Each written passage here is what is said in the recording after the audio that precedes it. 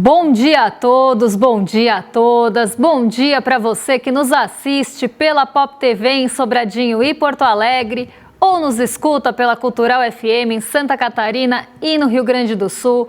Sejam todos muito bem-vindos e bem-vindas a mais um ICL Mercado Investimentos. Hoje, quarta-feira, dia de uma agenda mais esvaziada aqui no Brasil, mas a gente tem um assunto super importante, um tema que voltou para o radar com as declarações de Hugo Motta ontem, o 6x1. A gente vai te falar o que te contam sobre o 6x1 e o que normalmente não te contam sobre o fim da jornada 6x1 e dessa jornada mais longa de trabalho de 44 horas semanais.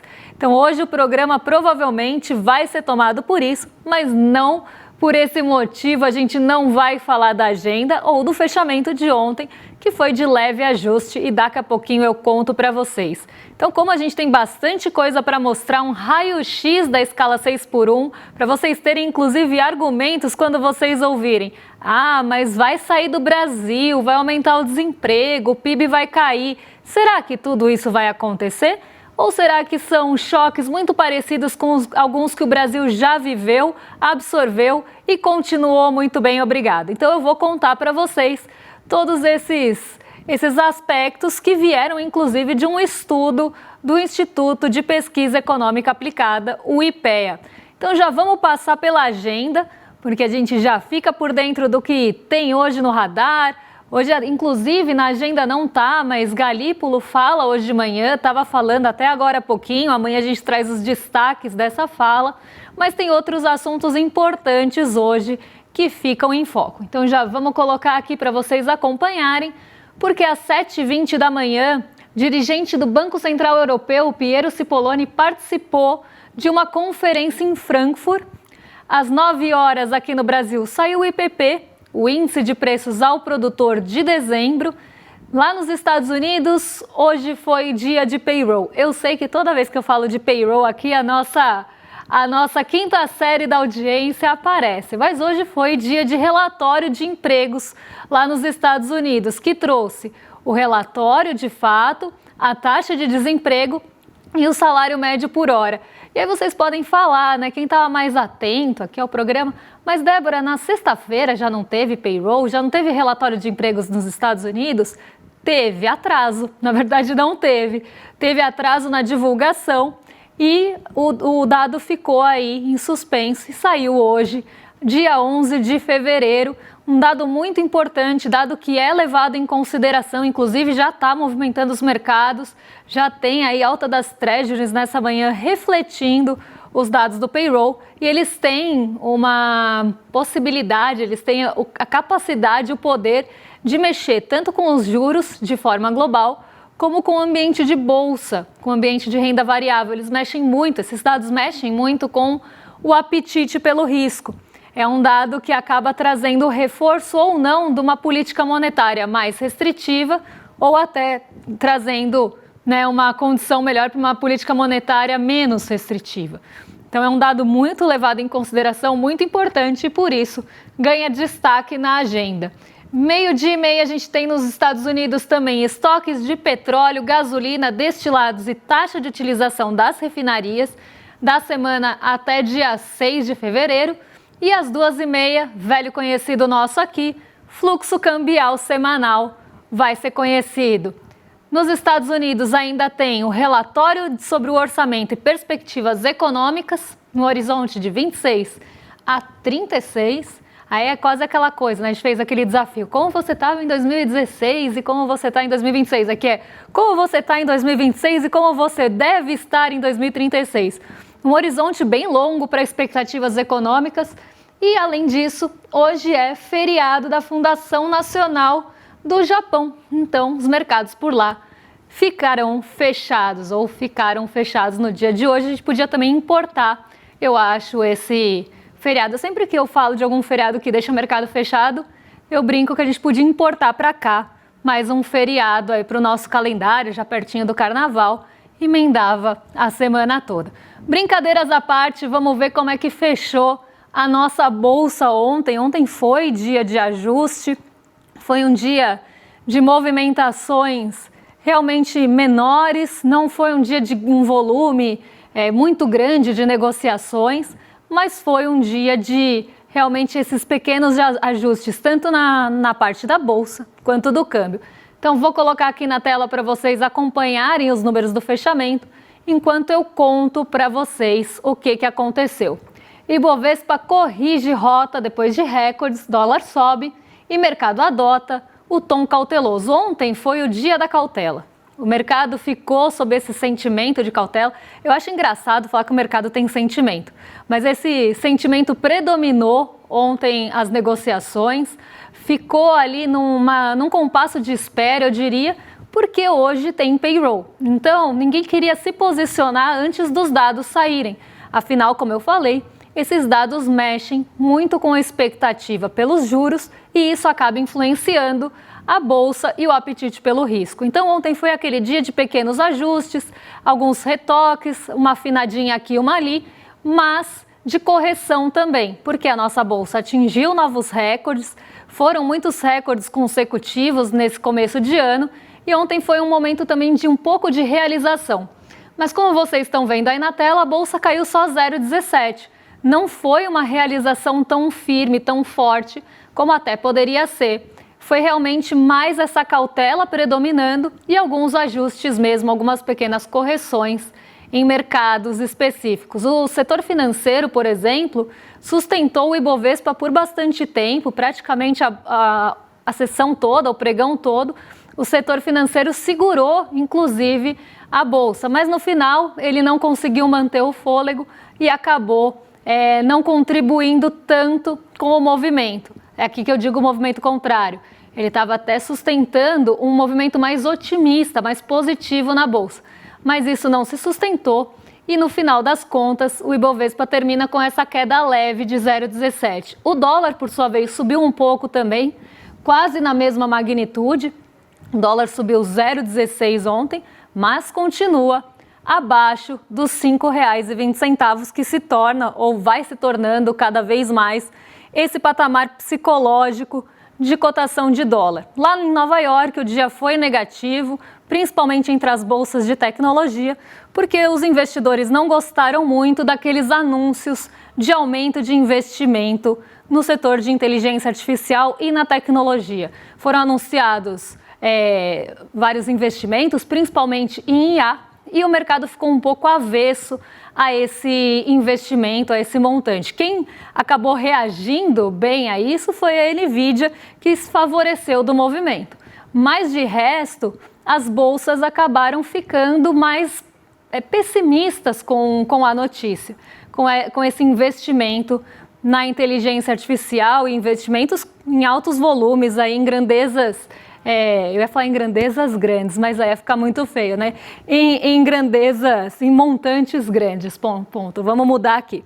Então, ontem foi um dia mesmo de pequenos ajustes aqui na Bolsa Brasileira, muita expectativa pelo mercado de trabalho dos Estados Unidos, inclusive pouca reação ao IPCA. Para quem acompanhou o mercado ontem, o mercado aqui no nosso programa, não o mercado financeiro, a gente falou sobre IPCA, IPCA veio muito alinhado com as expectativas, um pouquinho acima, mas ainda assim alinhado com a projeção do mercado, então acabou ficando em segundo plano.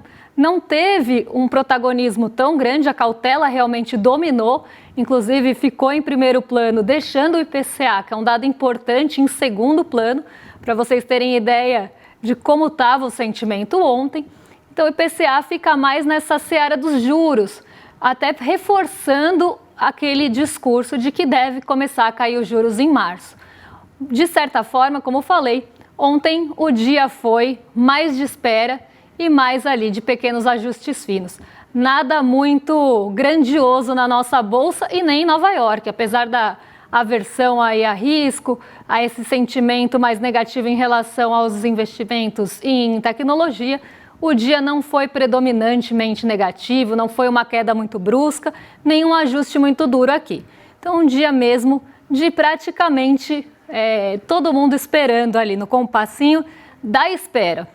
Vamos falar agora de um assunto que voltou para o radar, voltou a ser falado nessa semana, não deve deixar de ser falado, eu acho que é um assunto que a gente precisa falar, é um assunto muito importante para a discussão aqui da nossa economia e da sociedade brasileira, que é o fim da escala 6x1. O fim da escala 6x1, além de tudo, é um assunto popular, porque é um assunto que importa a todos nós. Mesmo para quem não trabalha na escala 6x1, defender o fim dessa escala é importantíssimo, porque a gente sabe o quão desgastante é trabalhar 6x1, como isso afeta a vida de quem só tem um dia de descanso na semana. Normalmente esse dia de descanso pode nem ser no fim de semana, e a pessoa acaba tendo o dia de descanso dela para resolver coisas. E acaba também tendo um desgaste de saúde mental, perda de qualidade de vida, de sono. A gente vai falar sobre tudo isso. Mas primeiro, vamos começar falando do que normalmente te contam sobre a escala 6x1. Por exemplo, o pensamento da CNI, da indústria, que tem todo o interesse em defender a escala 6x1. Afinal, a indústria é um dos setores que tem massivamente a adoção da escala 6x1. Outro setor que normalmente conhecido por isso é o varejo, o comércio. Quem trabalha no comércio, ainda que não trabalhe ali na linha de frente, não trabalhe nas lojas, vai trabalhar 6x1 também. Eu tive passagem no varejo, eu passei lá nos primórdios, eu passei no varejo supermercadista e eu trabalhava, por exemplo, 6x1 mesmo ficando em estudos financeiros, porque vale para todo mundo do setor, vale para a categoria. Eu não trabalhava de sábado, mas eu compensava todos os dias ali. Então, setores muito conhecidos por terem a escala 6x1 adotadas, eles estão falando mal da escala 6x1. Estão falando que vai perder produtividade, que vai perder capacidade ali de investimento, que o PIB vai cair, só coisas negativas. E aí a gente já começa com aquele monte de historinha que a gente escuta por aí. Vai sair recurso do Brasil, vai todo mundo fugir do Brasil como se o mercado consumidor aqui, como se a nossa demanda aqui não valesse de nada. Então vai sair do Brasil, as coisas vão fechar, vai todo mundo quebrar. Começa esse quase alarmismo econômico, e como as pessoas às vezes não têm o conhecimento do outro lado, como é que pode se compensar isso? O papel hoje do nosso programa aqui é trazer esses argumentos que normalmente chegam a vocês e a gente vai tentar desmontar, principalmente com o estudo do IPEA. Mas vamos começar vendo aqui o que fala a CNI em relação ao fim da escala 6x1, num pânico, criando pânico ou priando cânico. Vamos lá. O que diz a 6x1? Em relação à economia, a PEC teria altíssimo custo, na casa de centenas de bilhões para o Brasil, e poderia gerar desemprego, baixa competitividade, e nesse sentido a estimativa da CNI aponta um impacto de aumento de gastos com empregados na economia brasileira acima de 20,7%. Aí ele começa a mostrar esses impactos para a gente. Quais são eles? Aumento de custo para o setor produtivo, estimado em 178 bilhões só na indústria, segundo a CNI, que tem interesse em defender a 6x1, equivalente a 25,1% de aumento no custo com empregados formais. Redução na produção, perda de competitividade e retração do PIB, dificuldade de adaptação para micro e pequenas empresas que não dispõem de recursos ou estrutura para ampliar a equipe e pressão sobre salários sem ganho de produtividade. Então, para a CNI, se as pessoas não trabalharem 6x1, não tem ganho de produtividade. O que a gente sabe que não é verdade. Mas vamos lá, elevando inflação e informalidade. Então vai entrar naquela história que vai, se você aumentar se você diminuir a jornada e mantiver o salário, se isso acontecer, isso vai fazer com que a gente tenha o quê? Inflação. É a primeira coisa que vão gritar para vocês, é que vai ter inflação, perda de produtividade e informalidade, que o PIB vai cair e tudo vai ser uma desgraça, que todo mundo vai quebrar no final das contas e que isso vai causar uma espiral negativa na economia brasileira. Isso é o que fala a CNI. Mas o IPEA, hoje de manhã, lançou um estudo mostrando justamente o contrário. E até tem algumas pessoas defendendo aí, alguns deputados, inclusive, falando sobre isso, que você pode terminar com o 6x1, então você acaba com o 6x1, mas você mantém a jornada de 44 horas, trabalhando mais horas por dia. O que não é a proposta. A proposta não é essa. A proposta é que se reduza a jornada de trabalho. O fim da escala 6x1 não é o dia de descanso, como eu falei, que trabalham as pessoas do varejo ou da indústria, que não estão ali na linha de produção, que não estão à frente, né, das lojas, por exemplo, que compensam o sábado com 10 horas diárias. Não é isso que está sendo proposto. O que está sendo proposto é redução da jornada de trabalho para proporcionar uma melhor qualidade de vida para quem trabalha nessa escala exaustiva. Vamos ver quais são os argumentos do IPEA, então. Vamos entender o que o IPEA está trazendo para a gente. Mas primeiro, vamos entender quem são as pessoas que trabalham no 6x1. A gente trouxe um raio-x dos trabalhadores 6x1 e como estão essas condições, até muitas vezes comparadas com quem trabalha 40 horas semanais. Então vamos começar aqui com o nosso primeiro gráfico, que são os vínculos com carteira assinada por gênero. E aqui a gente está falando de pessoas que, entre os homens ou entre as mulheres, qual é o vínculo de carteira e quantas horas trabalham e qual é o percentual dentro dessas horas. Então, entre os homens, 84,6% dos homens trabalha 41 horas ou mais. 8% trabalham até 39 e 7,4% trabalha até 40 horas. Isso considerando os vínculos com carteira. Entre as mulheres, 72,9% das mulheres trabalha mais de 41 horas, até 39, 16 e 40 horas semanais, 10,5%. Então a gente vê uma predominância aqui de pessoas que trabalham mais de 41 horas por semana nos dois gêneros. Vamos continuar aqui porque a gente tem também esse recorte por cor, que aí traz também esse retrato da escala 6x1 em outro recorte. Vamos colocar aqui, porque entre as pessoas que trabalham 41 horas ou mais, 40% são brancas, 44% são pretas ou pardas e 16% não identificados. Então, na hora de responder às pesquisas demográficas e tudo mais, estão como não identificados na pesquisa. Tá? Isso é só uma análise feita por meio da RAIS, tá? Que foi feita pelo IPEA por meio da RAIS.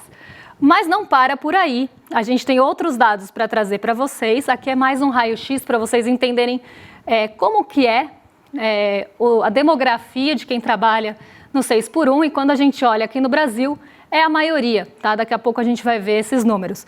Vamos ver o painel de redução aqui, ó. A gente fez alguns painéis para vocês acompanharem comigo esses argumentos em relação à redução da escala 6x1 e os impactos que ele teria, essa redução teria, na verdade, na economia brasileira e no nosso Brasilzão. Então já vamos colocar aqui na tela, porque primeiro o que significa a redução de jornada de trabalho? O estudo do IPEA mostra que limitar a carga horária equivale a aumentar o custo da hora. Por quê? Porque se você tem o mesmo salário, você não reduz o salário e a pessoa trabalha menos horas, a hora fica mais cara. E aí a empresa pode reagir a isso de pelo menos 3 formas aqui. Reduzir a produção, buscar a produtividade, que é o que o CNI está falando que não dá, com organização, tecnologia e processos, ou podem contratar mais pessoas para cobrir as horas que deixaram de existir. Então a gente sabe que a desculpa vai ser a gente vai ter que reduzir a produção porque não tem jeito. Só que existe a forma de buscar a produtividade. Existe, inclusive, você poder contratar mais gente. E aí fala, mas aí vai custar muito caro, vou ter que contratar um funcionário a mais. Ora, se você não consegue abrir mão de uma parte do seu lucro para contratar alguns funcionários a mais, pelo amor de Deus, né? Mas vamos continuar aqui, porque a gente também tem os custos que isso trariam. E será que ele é tão custoso assim como estava falando a CNI? Vamos ver aqui. Quanto isso aumenta de custo? O IPEA estima que no cenário de 40 horas semanais, a redução equivaleria ao custo médio do trabalho seletista em 7,84%. Então, teria um aumento do custo do trabalho em 7,84%. Já não é o que estava sendo falado ali. Mas quando olhamos o custo total dos setores, ele tende a ser menor do que em outros lugares. Na indústria, por exemplo, e no comércio, que adotam massivamente a escala 6x1, e aí a gente está falando de grandes empresas, o impacto estimado seria inferior a 1% do custo operacional total.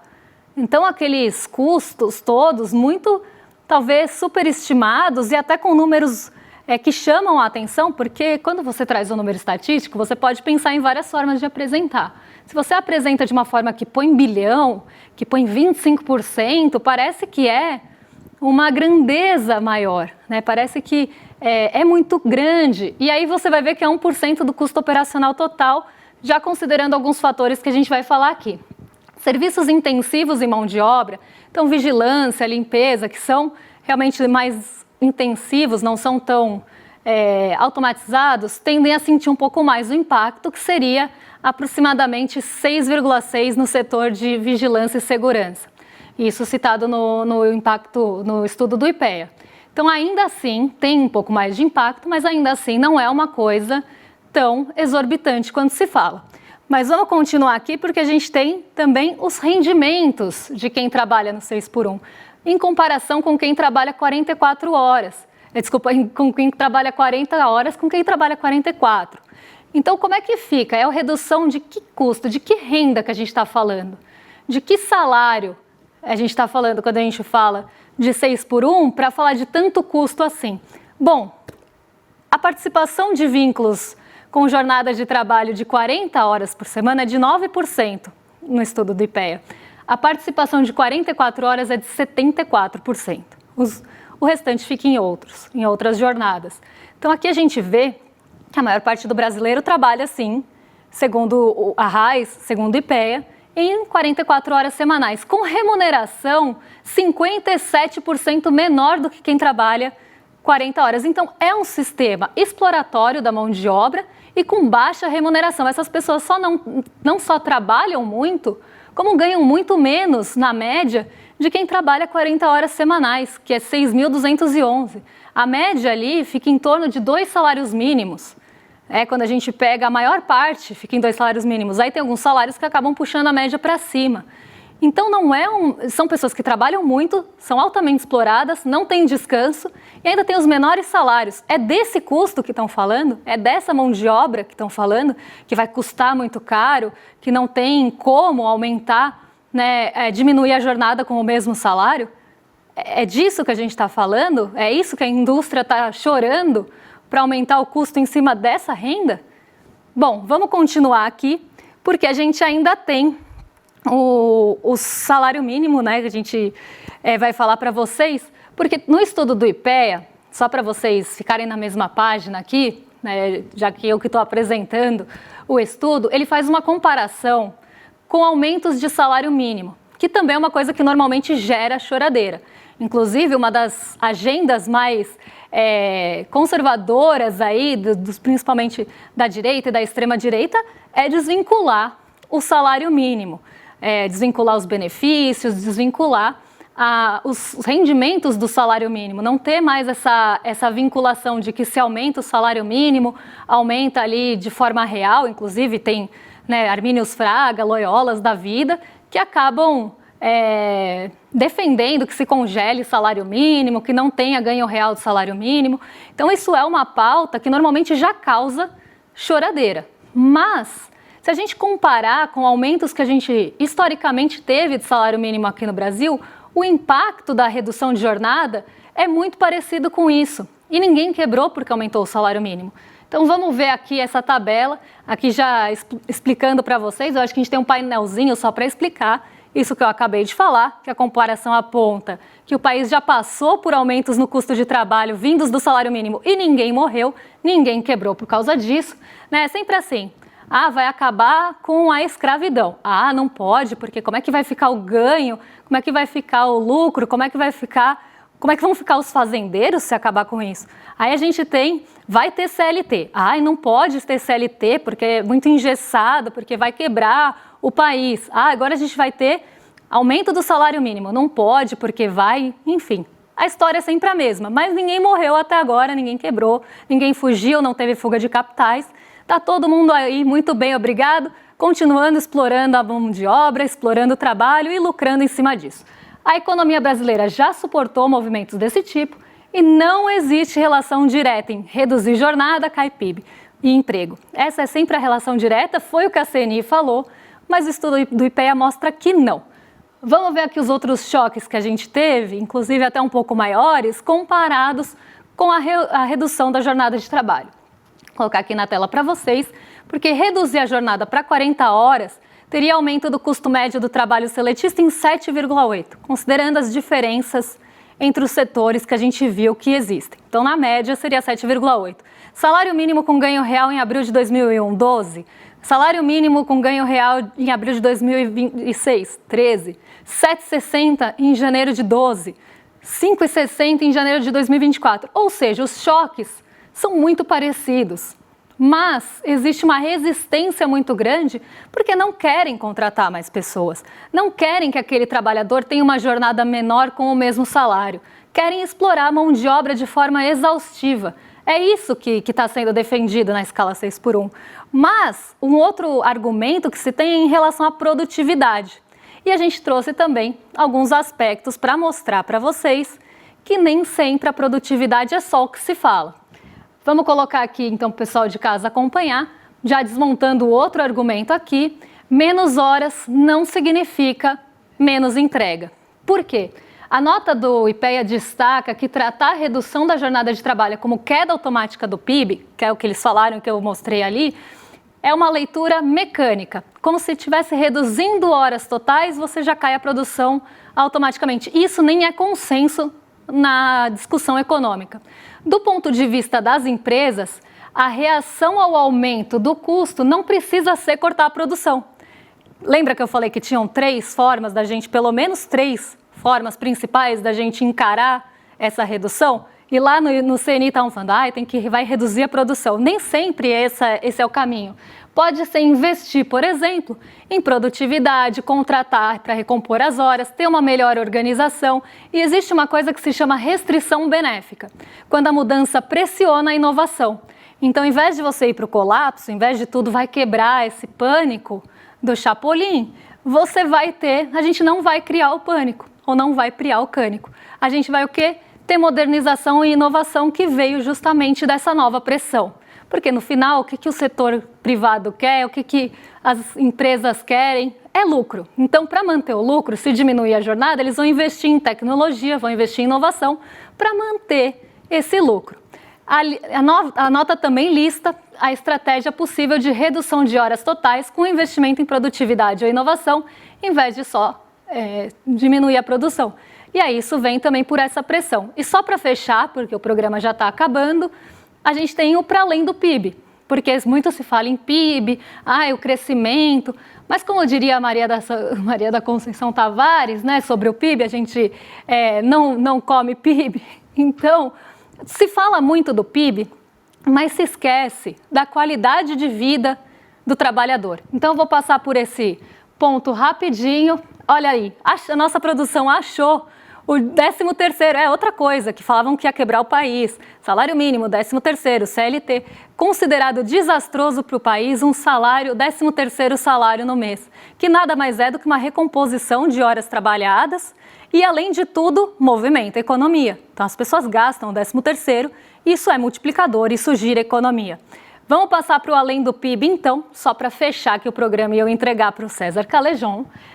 A gente tem os ganhos que não aparecem no PIB diretamente, mas aparecem indiretamente, porque a redução traz resultados diretos na qualidade de vida, incluindo saúde e segurança do trabalho.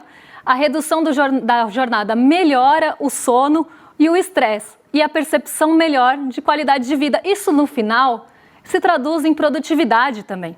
A pessoa mais descansada, quem diria, pessoa mais descansada, menos estressada, vai, de certa forma, performar também melhor. Mas todo mundo esquece disso, né? As pessoas só querem saber como se a gente fosse robô e a economia fosse uma planilha. E as coisas não são assim.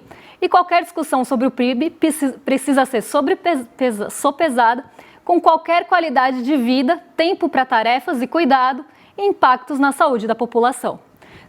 Isso vai trazer, inclusive, produtividade e a redução de alguns danos que a escala 6x1 traz e uma melhor qualidade de vida para quem trabalha na escala 6x1.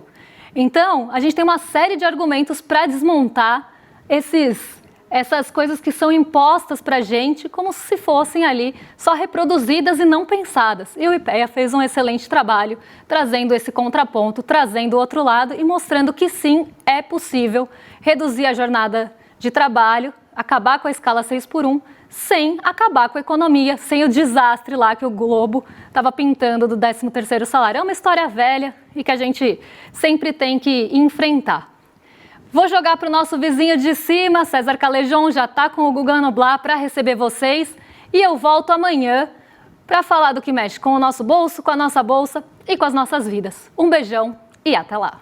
Amanhã, às 20 horas, acontece a aula magna aberta, o Pacto da Impunidade, porque as elites nunca são punidas pelos seus crimes. Prepare-se, portanto, para um debate profundo sobre as raízes históricas da desigualdade e o pacto das elites na perseguição aos mais pobres. E não perca essa oportunidade absolutamente única. Venha conosco debater o Brasil e o mundo. Olá, olá, olê, olê, olê, olá. Eu sou o Lindener Pareto, historiador, e tenho um convite especial para vocês para acompanharem o Provocação Histórica aqui nos canais do Instituto Conhecimento Liberta. Toda quarta-feira, às 7h, logo após o ICL Notícias segunda edição, convidados e convidadas que ajudam a gente a pensar o passado, a criticar o presente e a projetar alternativas de futuro para um Brasil diferente, para um mundo diferente. E se no cotidiano dificílimo do trabalho você perdeu o episódio inédito, não se preocupe, você pode assistir também toda quinta-feira a reprise, logo após o Rolê ICL, ao 12h30. Venha para o Provocação Histórica.